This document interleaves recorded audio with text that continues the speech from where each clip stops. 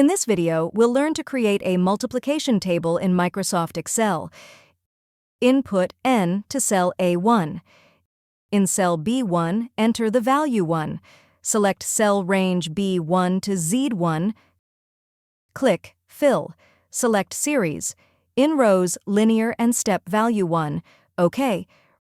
Right-click on the selected cells. Click Define Name N. Select the cell A2. Enter the formula and fill down. Enter value 2 to cell B2. Select cell range B2 to B25.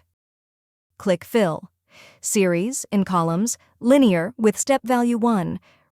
Right-click on the selected cells, click Define Name A. Enter to cell C2 the formula. Format the multiplication table.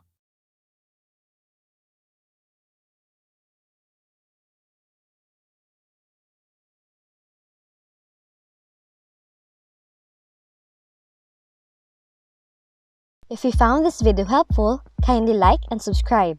You may also click and turn on the notification bell so you can be notified from whenever we release new videos.